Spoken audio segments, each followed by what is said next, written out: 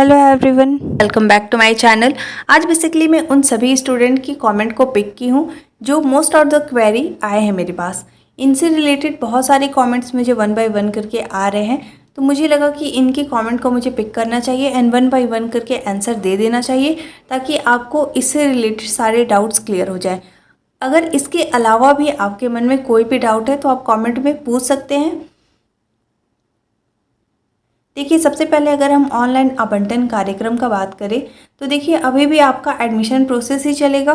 30 से 7 तारीख तक आपका एडमिशन प्रोसेस होगा, ठीक है। इसमें अगर आपको कॉलेज अलॉट हुआ है तो आपको जाकर वहाँ पे एडमिशन ले लेना है।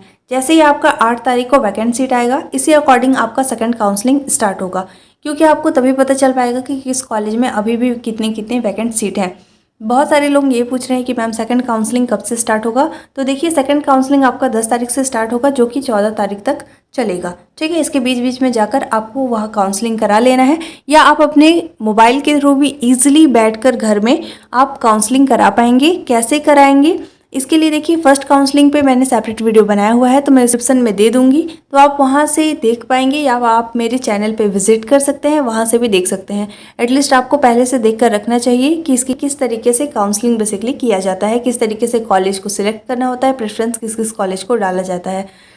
चलिए देखिए, इसके बाद फिर आपका जैसे ही काउंसलिंग कंप्लीट होगा, फिर आपका 2 दिन का टाइम दिया जाता है दावा आपत्ति के लिए। 17 और 18 आपके पास 2 ही दिन का टाइम रहेगा। दावा आपत्ति का भी सही तरीका क्या है, इसे भी आपको पहले से देख कर रखना है। इसका भी डिस्क्रिप्शन में मैं लिंक दे दूंगी, तो या तो आप मेरे चैनल पे विजिट कर सकते हैं।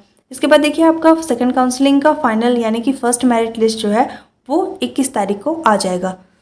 अब चलिए बात कर लेते हैं कॉमेंट की। पहला कॉमेंट है, मैम मेरा फर्स्ट मेरिट लिस्ट में नाम आया था, मैंने रिजेक्ट कर दिया। अब सेकंड मेरिट लिस्ट में भी नाम आया है, बट मुझे वहाँ एडमिशन नहीं लेना है, बट रिजेक्ट का ऑप्शन शो नहीं हो रहा है। तो देखिए, अगर आपको फर्स्ट काउंसलिंग के दोनों मेरिट लिस्ट में आपका नाम आया है, फर्स्ट मेरिट लिस्ट में नाम आया, आपने रिजेक्ट कर दिया, सेकंड मेरिट लिस्ट में भी आपका नाम आया, आपने रिजेक्ट कर दिया, तो इस सिचुएशन में आप सीधे सीधे काउंसलिंग से बाहर हो गए हैं। ऐसे सिचुएशन में आपको डायरेक्ट सेकंड काउंसलिंग कराना पड़ेगा।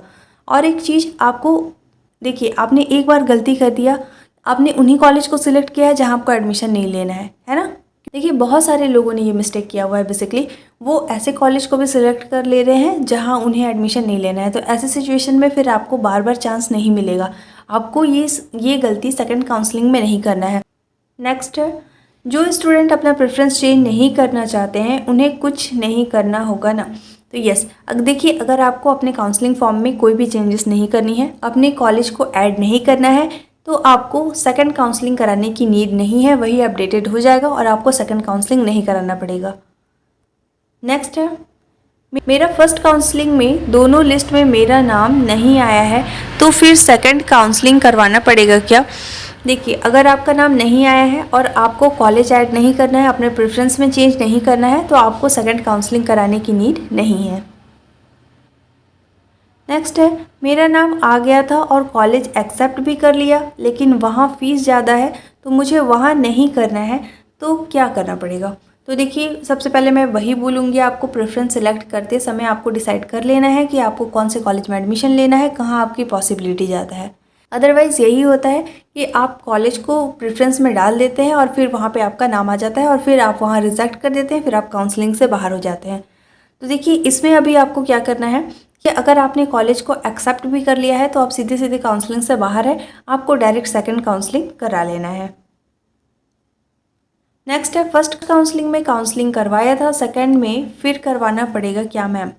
तो मैं पहले भी बता चुकी, अगर आपको प्रेफरेंस चेंज करना है, कॉलेज ऐड करना है, तो आप करा सकते हैं। अगर आप कॉलेज ऐड नहीं करना चाहते हैं या कोई भी चेंजेस नहीं करना चाहते हैं, तो आपको सेकंड काउंसलिंग कराने की नीड नहीं है। सेकंड काउंसलिंग में कॉलेज ऐड कर सकते हैं कि नहीं, तो हाँ, आप कर सकते हैं। ऑब्वियसली अगर आपको लगता है कि प्रेफरेंस चेंज करना है तो कर सकते हैं, अदरवाइज़ कॉलेज को अगर आप और ऐड करना चाहते हैं तो भी कर सकते हैं।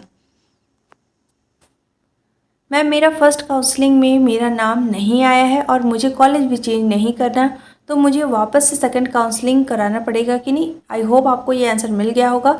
देखिए, अगर आपने कॉलेज को रिजेक्ट किया है तो इस सिचुएशन में आपको फिर से काउंसलिंग कराना पड़ेगा। अगर आपको कॉलेज अलॉट नहीं हुआ है तो इस सिचुएशन में आपको कुछ भी नहीं करना है, आपको कॉलेज ऐड करना है। आप फिर से पेमेंट करेंगे और काउंसलिंग कराएंगे। अगर आपको चेंज नहीं करना है, आपको कुछ भी करने की नीड नहीं है। आई होप आपके सारे डाउट्स क्लियर हुए होंगे। अब आपको इससे रिलेटेड, अगर देखिए इन सारे जितने भी कमेंट को मैंने पिक किया है, इसके अलावा अगर आपके मन में कोई भी क्वेरी है, आपकी कोई भी डाउट है, तो आप कमेंट में पूछ सकते हैं। Thank you.